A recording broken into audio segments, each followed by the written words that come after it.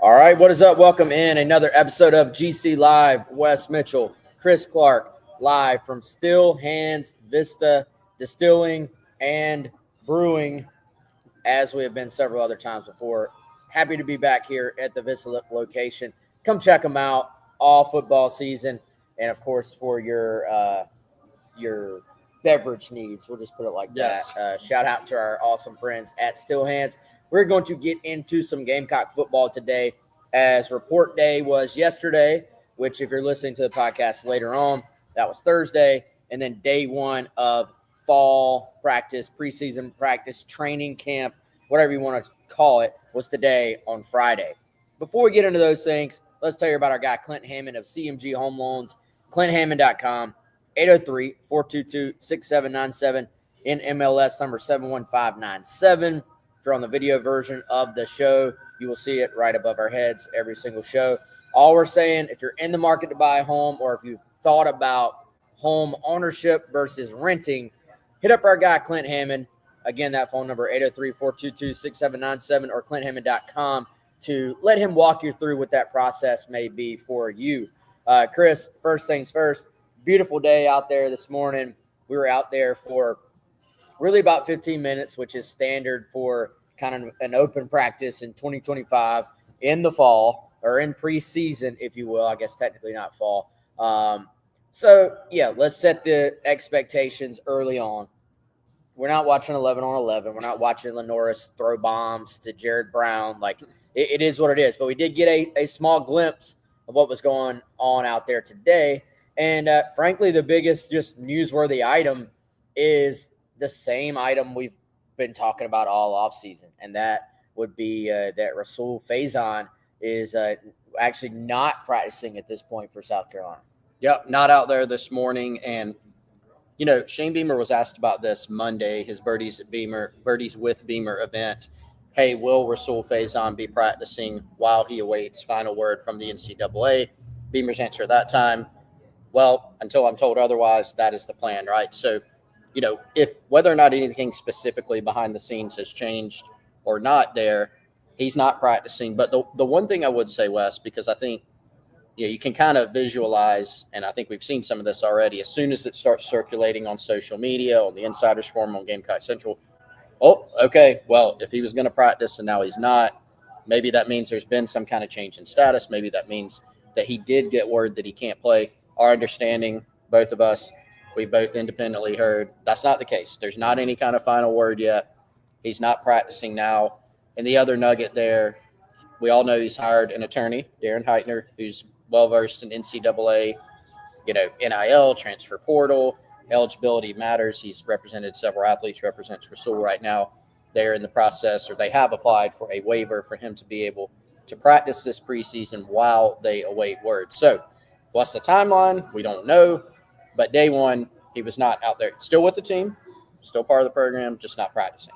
Yeah, I think that's the you're already waiting for a big boy waiver to be able to play, right? And now you're at the position where you're waiting on a smaller waiver just to be able to go practice. Right.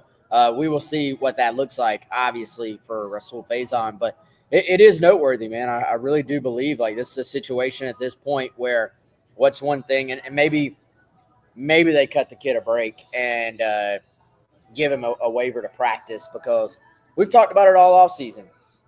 The closer you get to that season opener, then the bigger deal it is that he does not have the big waiver to actually be eligible yet. And so we kind of pictured like, all right, even if it was, let's say, a week from now, he would have still been practicing. Now that is not the case. And so every day you're not out there with your guys, every rep you miss, you are possibly getting behind a little bit. And Chris, you also, we've seen this for other reasons in the past, but you are delaying the start of your acclimatization, something that I always get wrong, acclimatization, right?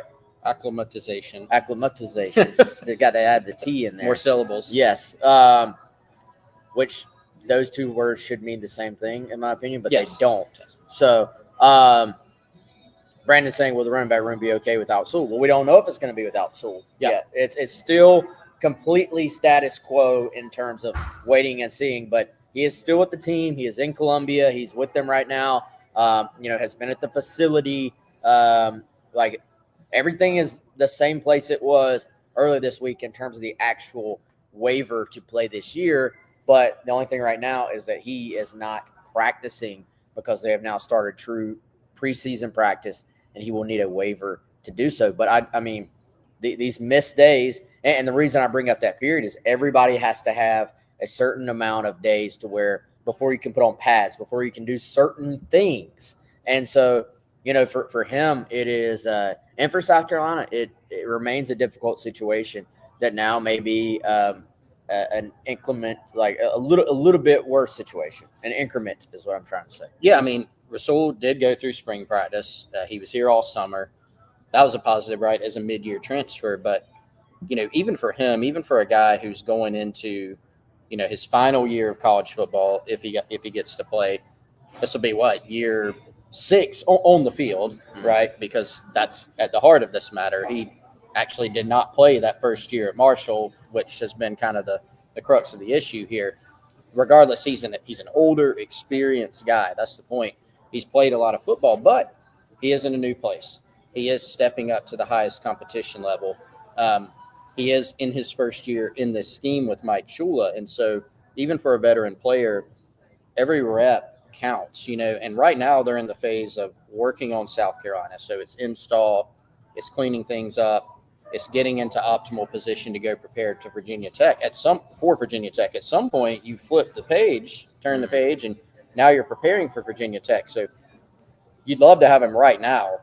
Ideally, you don't want this to spill over into the season or right into Virginia Tech prep. You want to get him back as soon as possible, but that's kind of, frankly, out of their hands. You do what you can on the timeline that you can do it. Yeah, for sure. And if we hear anything else, we'll let you know on GamecockCentral.com. Right now, still wait and see. We'll see what happens. Other news notes, nuggets from – let's carry this over into yesterday as well because, like I said, 15 minutes viewing period of actual practice. And so there was a media day yesterday. Shane Beamer spoke. Every assistant coach, all of the 10 kind of on-field official assistant coaches, they were available. Just about every single player on the team was available. So news and nuggets have kind of been trickling out since then. Man, I thought the most – I don't know if it was huge news because there have been signs this was the case, but something that I thought people found interesting was Beamer saying, look, hey, Luke Doty – and I was glad he just went ahead and confirmed this because it's something we've talked about, something we've heard, something we've hinted at. Luke Doty would be the backup to Lenora Sellers if South Carolina kicked off their season today, which doesn't mean that's the case a month from now. It could be, it could not be. It's going to depend on the way all those guys play. But I've seen some different reactions to this. Honestly, I think it makes a lot of sense. Yeah, it does. I mean, I've seen some people going kind of extreme, the coaching staff doesn't know what they're doing. If that's the case, it's like, well, I mean, look at all the sides of it, right? Luke Doty's the only person on the roster that's taken a college snap at quarterback, right? Aside from 16, Lenora Sellers. So if you're thinking about, in that context, if the season started today, you'd be talking about if 16 had to come out of the game, putting in somebody who hasn't taken a snap. You'd also be talking about putting somebody who hasn't gone through preseason camp, So, but the season doesn't start today, which is good. So does that mean that, Shane Beamer's not said Luke Doty's our backup quarterback for the entirety of the year, no matter what? Like you said, maybe that's the case, maybe it's not. Maybe it's shifted by the end of camp. But when you're talking about backup quarterback, a lot of times you want to lean on that experience level. And Doty has not only played, he's started games at quarterback. He's been in the system. He's a 6-year guy. He's been around. Makes total sense. I don't really think it's something that should be super controversial at this point. They have other young talent on this roster in Cutter Woods and Aaron Nolan, sure. But those guys are about to go through camp. We've heard some good things about Cutter Woods. Had a lot of buzz, right, in spring ball throughout the summer. So where will it land? I don't know, but I think it makes total sense. Well, I think you also have to remember look at the way the NFL operates. there are guys that end up being like career number 2 quarterbacks, like career backup quarterbacks.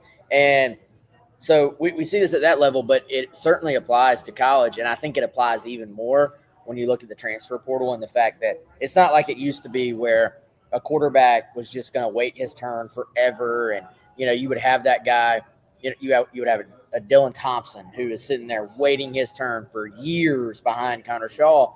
And when both those guys were upperclassmen, Dylan could go in and actually literally go win you a game. Yeah. And so I think the qualities to be a backup quarterback, do some of them overlap with the qualities of just being the quarterback in general? Yes. But I think there are certain things that make a backup quarterback valuable that doesn't necessarily mean like you're even the most talented quarterback. It's really about, are you the guy who can earn the trust from the staff? And this is an ideal world. Maybe you don't have this luxury, but you need the guy that's going to go prepare just like they're going to be the starter, knowing that there's a good chance they won't play a single snap. Yeah. You need the guy who has enough veteran presence to where the one time he thinks I haven't played for 6 games. Oh, go in and play. And so, I think when you look at it from that perspective, Luke Doty makes a lot of sense. I mean, this is the guy, he was your starting quarterback going into year 1 of Shane Beamer before he got hurt in that scrimmage. And that's what caused, I mean, you want to talk about the Zeb Nolan story doesn't even happen. Yeah. More than likely if Luke doesn't get hurt that preseason. So, I think it makes a lot of sense, man. We'll see if this, I think it actually is going to take, it's going to take a pretty big effort from Air or from Cutter to unseat Luke. And talking to Mike Shula yesterday, he said, look, Luke has been around a while, hasn't necessarily played quarterback a ton, but he likes the fact that Luke doesn't take anything for granted. Like, he's still in there learning just like he's a young player. That's a quality you want in a backup quarterback. So just one of the many storylines that I think are maybe not front and center, but will play a factor potentially in this season. Chris, like I said, a bunch of people available. Beamer spoke a lot. Anything that just you thought caught your eye or was just interesting from yesterday? Yeah, I think I had a pretty long conversation with Joe DeCamillis, the special teams coordinator, and I know you've had some notes on this on the site too, based on you talking to him at Birdies with Beamer. Coaches were available there on Monday as well, but special teams has been a pretty big storyline internally, given who South Carolina lost and positionally what they lost, right? And in a lot of cases, not just a clear out of kicker, punter, snapper, holder, gunner, right? Kick returner with Juju McDowell. But in some cases, the type of guy that you lost, the impact player, Akai Kroger, right? Losing him, Hunter Rogers, and all SEC guys, a snapper. So having the thought in mind of we've got to not only replace all of those positions at one time, which is kind of not normal, but we got to replace some really good players there. So just talking to him through those things, they seem to feel good from a physical standpoint about Max Kelly as a freshman kicker and about Mason Love, who, of course, as we know, was on campus this spring. He can punt, he can kick off, he can even hold if somebody else is a kicker.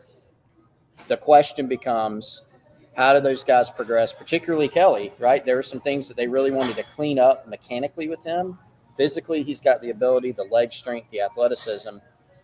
You don't have as much runway with him before the Virginia Tech game because he just got here in the summer. And then even, the return game, they want to be more dynamic. Gunner, Delvon Campbell really came along for you last year as a gunner and did a good job. That's another spot that they've got to replace, right? So just a lot of questions there, but they do seem to feel pretty actually encouraged by the talent they have. They've just got to get there throughout camp. Yeah, and Jody told me, look, hey, if Mason Love is the best guy, we'll trot him out there at 3 spots. Everything, we have to. Yeah. Ideally, he also admitted you don't want to do that. But if that's where you are, that's where you are. Some of the other guys that are competing there, Peyton Argent, William Joyce, they had good summers too, from what he said. So I do think you do have a truly open competition there at those spots. But let's be honest, Mason Love is going to be a starter. That was something that was kind of confirmed in the spring. He's going to be a starter somewhere. It's just a matter of, exactly how they use him. Appears that I may get my wish of seeing Nick Harbor as a kickoff returner. Joe D has taken, I felt an almost NFL approach to how he framed up a lot of this stuff. It was not the, we got 5 guys working there. We'll see. It was, coming into camp, which he calls it training camp, which is another NFL terminology or phrasing. So said, hey, right now, Harbor enters as the guy. Now, there are some other guys competing there that I think have impressed him.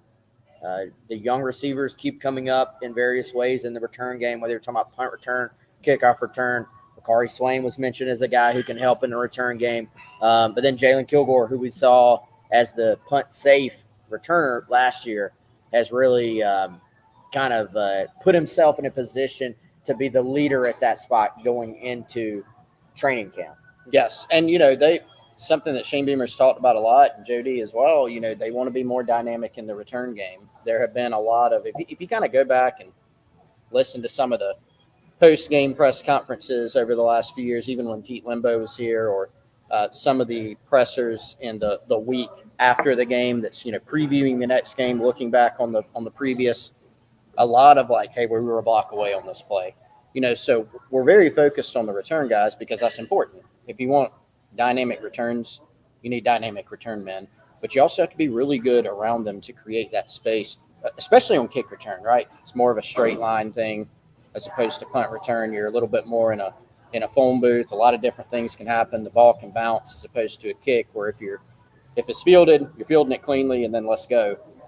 Just totally different mechanically and from a technique standpoint, but got to be better around those guys too. So they seem pretty determined, but also I think you picked up on this, Wes, pretty confident that they're going to be able to be more dynamic in the return game. Now, that doesn't mean, hey, you're going to have 4 return touchdowns, right? But can you get some more chunk plays that get you in better field position? I think that's what they're looking for. Also, we got an injury update yesterday, as we knew and expected that we would. And, go check out our Everything Shane Beamer Said feature on Gamecock Central, which I think is always good. Obviously, you can go watch the video if you want, but it gives you a pretty quick rundown. But injury-wise, Ryan Brubaker, Caleb Williams, Jalen Brown, and Zabari Sandy they did not practice today, and Beamer saying essentially these are not short-term injuries. No.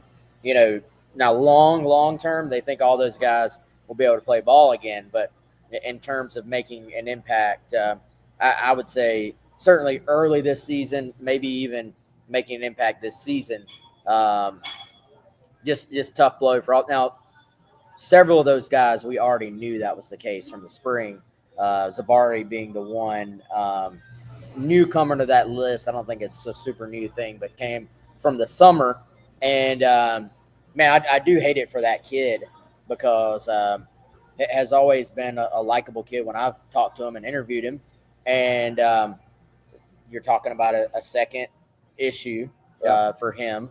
And he actually quietly had generated some buzz late in the spring about helping at that nickelback spot. So I don't think that wasn't something people necessarily, when they saw his name, took huge stock of it. But I do think in terms of building depth in your secondary, Zabari had positioned himself to maybe help you there. So, I mean, I hate it for him individually, but that's maybe a little bigger blow than it appeared on the surface. Yeah, and the type of guy that could really help you on special teams too, I think. So that a blow there, Caleb Williams being a freshman defensive tackle, being a freshman, playing that position so close to the ball, obviously harder to make an impact, but if you're out for some or all of camp, obviously that's going to hurt you. Brubaker's another one, man, you feel for because he's had multiple injuries. So hopefully he can get himself healthy, a guy that South Carolina seemed to like out of high school, real sharp guy who can, has some versatility and has worked at center in the past in practice situations. And then, I don't want to say the big one as in he's more important than that, but Jaylen Brown, we all knew, even though Beamer has not given a firm timeline, our expectation was that, not to expect him back anytime soon. He confirmed that. But that was a guy they brought in as a transfer from Missouri, showed a lot of promise early in his career in the other Columbia, and was, I think, being counted on a lot this year. So, if he can't go at any point this year, puts even more of the onus on some young players and 2 other transfers that joined the Edge Room this summer. Yeah, I actually had a really good conversation with George Wilson, who laughed about, hey, he's finally here. 5 years later or something like that? Yeah, 5 years later. And I asked him, I assumed that Beamer had done this. And he confirmed that Beamer has definitely given him a little bit of grief for not giving him the time of day. For those who don't remember, George Wilson was committed to South Carolina as a high school athlete. And then, of course, Carolina had the tough season. Muschamp gets let go, and he decommits, goes to Florida State. Never really gave Beamer and company time of day. And he's like, look, man, I was young. He's like, I was just trying to make sure I had a spot somewhere. Yeah. And so Florida State had kept recruiting him. The rest is history. Transfers out there, goes to Campbell, has a pretty big year for them, hits the portal. He said Sterling Luke immediately reached out, felt like it was a no-brainer, and it actually seemed like genuinely excited that he's back at the place he originally thought that he was going to be at. He's put on some good weight, some good strength with the strength conditioning staff this summer. And, I don't know that George is going to be pushing for that starting spot from what I've heard, but I do think we keep hearing little things about him and that pass rush ability. Could he be kind of that third down pass rusher that you add to the field, opposite of Dylan, obviously, and let him go get the QB? Now, that's one of those things that seems great in theory. You got to get in those third and long situations to be able to utilize that, or they'll just hit you with the run. Like you have to earn the right to rush the passer. Unfortunately for George, that means his teammates are going to have to earn the right in some ways for him to get on the field. But if it works out like that, I think he's one of those guys who, quietly could put himself in a position to make an impact. Yeah, not ever going to be a, 265-pound, edge defensive end out there. But, when you look at George, I think that was one of the things that is positive to hear, that he has put on some weight, has added some strength. I think that's important for him stepping back up to the power 4 level, of course. But this is a guy that has a lot of athleticism and twitch. He can bend, he can move, he can run. And so if you can get him in those situations, it seems like they feel like there's some potential there. And one thing we know about Sterling Lucas, man, is he has done a good job of drawing out that next level from a guy. I mean, look at Kyle Kennard, right? Kyle deserves all the credit in the world for how he got here and the work he put in. But Sterling Lucas, and Kyle has credited him with this, helped him elevate his game to where he just won the Nagurski, no big deal, right? Just best defensive player in the country. Even with Dylan Stewart, again, Dylan Stewart, tons of God-given talent, works hard. He deserves all the credit in the world, but Sterling Lucas helping him in year 1 make that type of impact as a freshman. And there have been other examples too. So can he draw those bits out of potential that George Wilson still has left, even though he's a veteran player at this point? Yeah, and one final thing on the injuries. It does seem like, I know it's the start of camp, but South Carolina relatively healthy otherwise. I talked to Nick Sharp yesterday. He said, he felt pretty good, but said, I feel like I'm back. He had to do a lot of rehab to get himself back in a position to play and make an impact this year. He will obviously be competing at one of those guard spots and has a great shot to potentially earn one of those spots. So I thought that was noteworthy. Not necessarily noteworthy for this year, I don't think, but Damola Ajitahun, a guy who was late getting initially approved to be an early enrollee, in the spring and then missed a lot of time in the spring. He was out there dressed out today and practicing. So for the most part, it was the 4 guys that we already knew were going to be missing practice today. And then Faison, I didn't have my Dave Cloninger checklist going, but seemed status quo for a lot of guys out there practicing and running around. Trying to think, man, a couple other little things that Beamer said that caught my attention. One of them being that little comment about we've got recruits who have picked other places that are already reaching back out. Yeah. Not a surprise that that's the case. Not a surprise for him to say that. You don't have to follow recruiting even all that closely to put those pieces together. I feel like a pretty obvious puzzle there. Maybe even a deliberate comment from Beamer. I don't know. But then, I think, man, several things in terms of the approach this preseason camp. What little tweaks are you going to make? He even said, hey, we're going to go 10 minutes shorter practice day. Ramp up. They want to ramp up. I think that goes back to health and injuries, right? Yeah, That's got to so. I feel like with these guys, man, there's a great deal of excitement to be back out there. You almost have to pull back the reins on them just a little bit. Let's get there. Let's get there, but not too soon, not too early, and keep everybody healthy. The turnover issue, another talking point this year. I think, we talked to last year. There were maybe 2 or 3 things that I think we phrased it like these are the things that keep Shane Beamer up at night. The run game. I think running the football and stopping the run were maybe 2 of them, but turning the ball over has just been a problem. It has been, and it has been in several years past, and it was definitely on the radar after the 22 season. Correct me if help me remember this. After the 22 season, let's cut down on the picks, and they did that right. This year, it's a problem that has actually been in place for several years of the Shane Beamer era, and that's fumbles. That's something he's mentioned specifically. Went back and checked the stats too, Wes. Second to last in the SEC, and I think second to last in the country, really, behind Oklahoma in fumbles. Now, key difference, Oklahoma, as we know, especially if you watch the South Carolina game, they're pretty bad on offense last year. South Carolina was not a poor offensive team. They actually, especially by season's end, they could be a very explosive team, but turnovers held them back in some games. What helped? Well, some of those fumbles they got back by good fortune, whatever you want to call it. The defense for South Carolina, Clayton White, also very adept once again at getting turnovers. So kind of helped balance it out. But if you look back at the Alabama and the LSU game, key fumbles in those games, right? That had they gone the other way, had some of the other plays, the Kentucky game, a couple fumbles in that game that South Carolina was able to recover. Could that have changed the course of that game? So South Carolina with 14 fumbles last year.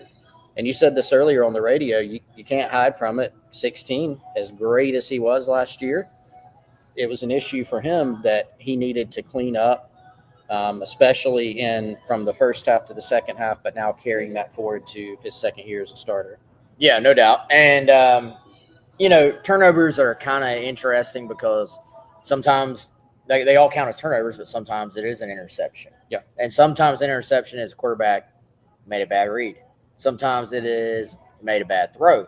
Sometimes it's the receiver had the ball go off their hand and it batted up in the air. Sometimes the quarterback gets hit as he's throwing it. The ball flies up in the air, it gets picked off. So mechanically, there are certain things you can do to try to cut down on turnovers, but the mechanics for all those things I just talked about are maybe a little bit different for all of them versus the global thought of just protect the ball at all costs because it's the most important thing. So we'll see if they can do that this year. You're gonna have turnovers. You're gonna have them. It's just a matter statistically. I feel like you don't want to get to the end of the year again and be like, man, this is still an issue. And so that seems to be, I think, a massive focus. There was something else. I'm trying to think of what did Beamer say anything else noteworthy in your opinion? Like there was, oh, I know what it was. He did not shy away at all talking about the wide receiver talent. No, not at all. Said, that he, and I'm paraphrasing here, I don't remember the exact quote, but he basically said, this group's got a chance, and I think he said they are, but they've certainly got a chance. We'll soften it a little to be the best or the most talented receiving corps since he has been in Columbia, but also potentially within a while, In a while. Yeah. I mean, and you look at it, that makes sense, right? I mean, we have said many times, one of the most competitive positions on the team because there is a good bit of talent. It's an interesting room because you have 6 freshmen. Donovan Murph added to that mix from the 6-man class. He's the only one that didn't go through spring, but a guy that I kind of thought out of high school was the most ready to play. So you add him to the mix. Brian Rowe had a huge spring, right? Like they like parts of all of those guys. They seem to like that entire room. Then you've got some upperclassmen and Nick Carver, Jared Brown, Major Bennett, not an upperclassman, but a returning player who's going to be a sophomore who played a ton. And Vandrevius Jacobs is kind of sandwiched in there too, but a guy that has collegiate experience and a year of experience here.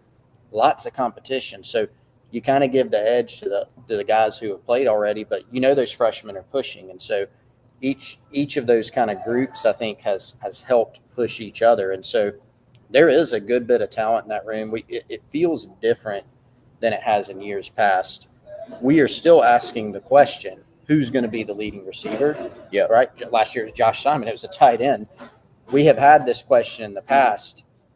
This year it's just a little bit different because you feel better about the room as a whole, even if you don't project, hey, I think Jared Brown or Nick Carver or Mazia Bennett's going to catch 70 passes. Maybe you don't have that, but you feel like you have more competitive depth. Yeah. Somebody said don't soften it up. He meant what he said. I mean, I'm not trying to soften it for him. I'm trying to soften it because I don't remember exactly how. I don't want to put words in his mouth, basically. But he did go fairly strong, if I remember correctly. All right, let me tell you real quick about our friends over at Palmetto Golf Belts, Brandon Cohn. Our guy Wes, brand new storefront. Go check it out, palmettogolfing.com. It's got a new storefront that looks really cool. New products coming your way. If you are a golfer, you definitely need to check out this site. He's got the South Carolina palmetto tree and moon. He's got the South Carolina colors. He's got the cross designs. What on does he have it on, Chris? He's got it on golf tees, custom golf gloves, custom golf towels, getting great reviews from the members at GamecockCentral.com on the Insiders Forum. Another great product he has, the needlepoint belts. They're also available in the cross design, the USA flag, palmetto tree and moon, and the South Carolina garnet colors. So, again, whether or not you're a golfer, if you're looking for a gift for somebody who is a golfer, Palmetto Golf and Belts at palmettogolfing.com. Go check him out and support him. We appreciate his support of the show. Yeah, appreciate that. Appreciate him. Go check out everything going on over there. And we appreciate y'all listening and hanging out with us too, man. A couple more thoughts, and we're going to close it out here on a Friday. By the way, open portion of practice again Saturday morning, so be on the lookout for that on Gamecock Central as well. We'll have some updates from that too. Man, I thought it was interesting to talk to some of the guys yesterday. And I meant to bring this up earlier, but one thing, for the most part, love him. For the most part, Sellers says about the same things. Like he gives you about the same stuff right now. That's right. And he singled out Faison, just talking about the amount of respect he has for him, that he has been able to stay so level-headed and just keep working and just keep doing his thing. Just basically talking about like, hey, if I was in that situation, I would be struggling with it every day. And he said Faison has just been outstanding in terms of just dealing with all that and being all right. And so I think for him, that was certainly it was a cool little nod to a guy who hasn't even been on the team prior to this year, just respect level there from Lenore. So I thought that was fascinating. I did think it was somewhat noteworthy, the talk of, and I can't remember if Dow Loggins took the same approach, but I do know when Satterfield got here, one thing he said multiple times in the spring was, hey, we're throwing a lot at them, and we're going to try to adjust, and we're going to do what they do well. We're going to learn them. We're going to do what they do well. Shula, his approach has been much more along the lines of, we're going to build the foundation in the spring. Like, let's keep things, let's get the guys comfortable with the foundation. And then we can add more later, and certainly they will be adding more throughout the camp. Yeah. But it seemed to me like just a little bit different approach in terms of how they're installing things. And Shula, even being a former NFL guy, was very cognizant about, hey, it's college ball, and we got however many newcomers we have on offense. We have to make this thing manageable for our players. And I thought that was at least worth noting, considering that he is this NFL background guy. That's got to be music to Gamecock fans' ears, right? Because one thing, I mean, you mentioned Satterfield, what was a big storyline before he got here, during, and after. Hey, the playbook was too much, too big, too many formations, all those things. And Dow Loggins, I do think fair to say he streamlined things, right? But still an NFL playbook, NFL background. Now, Shula has that. But the other day I said, does he collegeify? That's definitely not a word. The offense a little bit more. It kind of seems like it, at least just in terms of simplifying things a little bit more. So, yes, definitely kind of a different approach. And I think Carolina fans probably really like hearing that, right? You don't need to throw a ton of stuff at these guys. Figure out what they can do. Add on from there, tweak from there.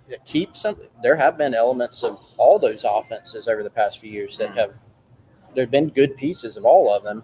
Keep those, add on your own twist, add in your own things. And I think that's something, was that our conversation with Beamer this year? I guess it would have been, where he talked about, hey, we've gotten to a point where you have elements of a lot of different offenses here. Yeah.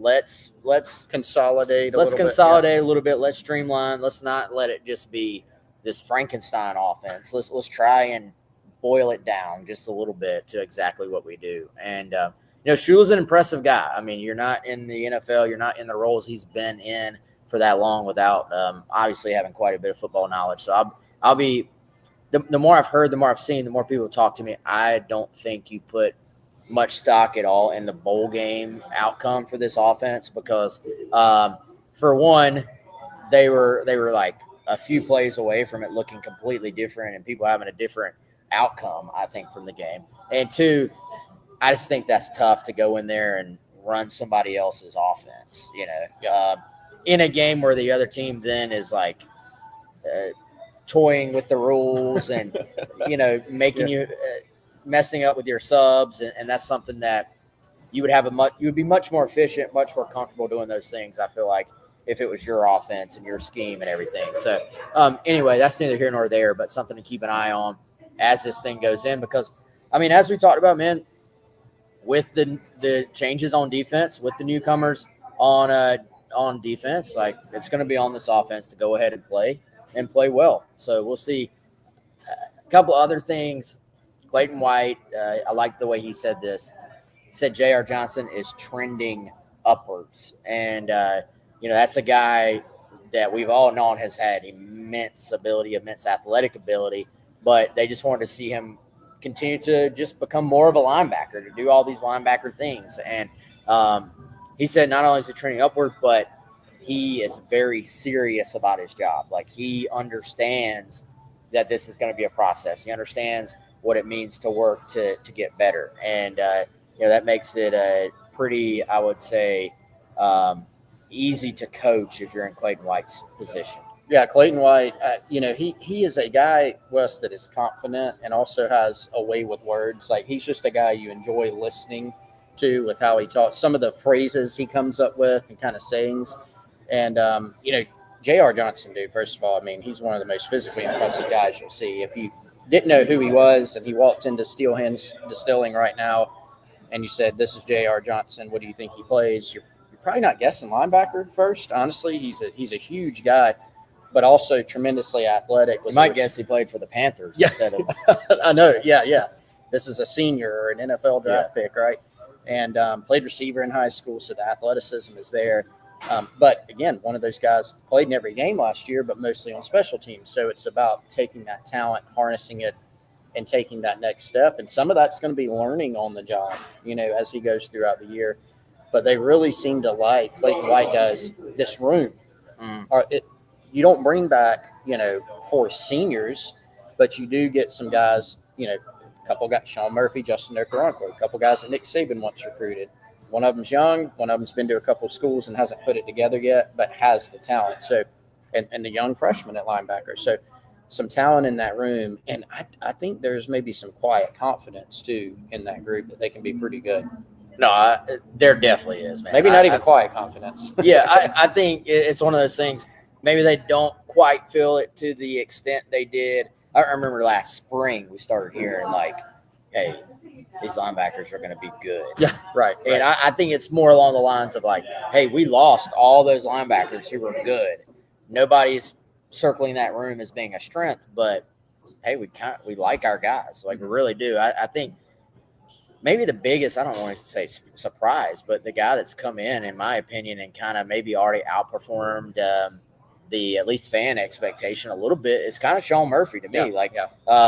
He has, not that anybody can be denied, but he has taken on some of that leadership and filled that void. You lost so many veteran guys on defense, but he's stepped right in, and I think they've empowered him even as a new guy to be a leader on this team and to be a leader certainly on that defensive side of the ball. That matters.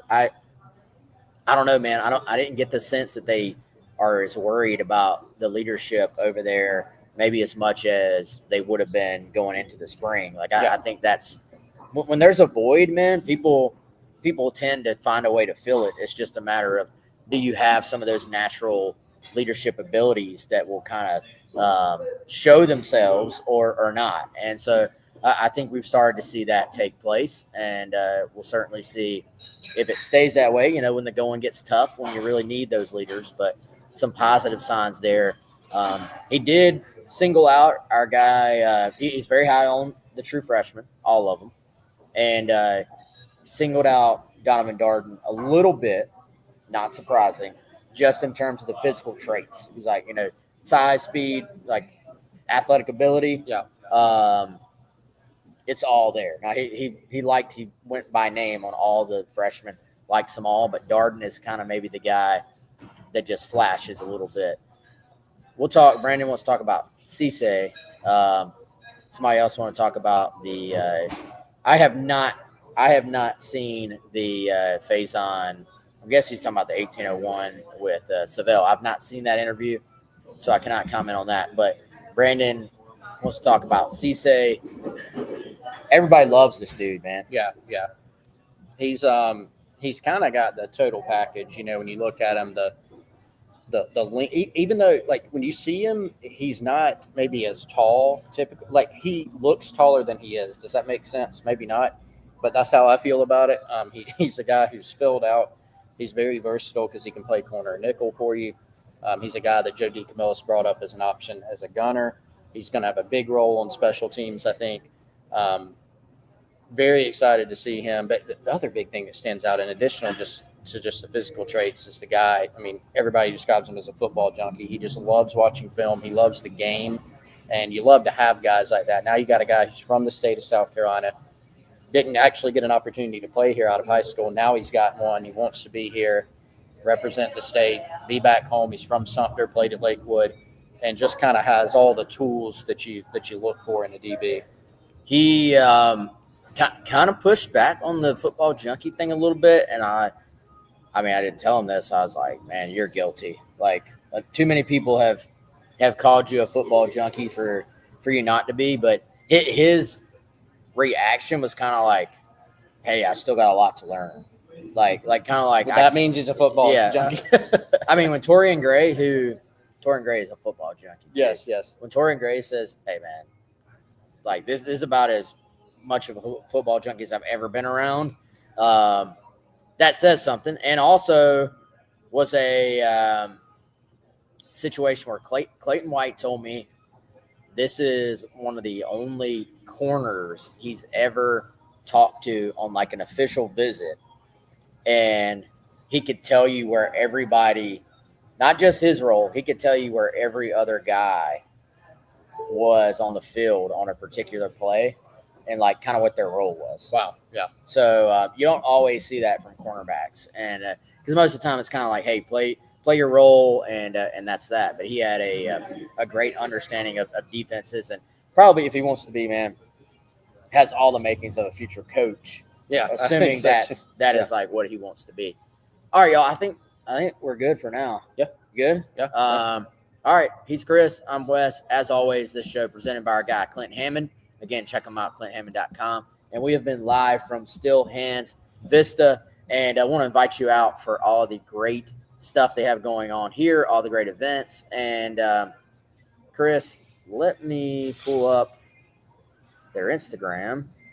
They have two. Y'all should follow them, Still Hands Brewing and Still Hands Vista.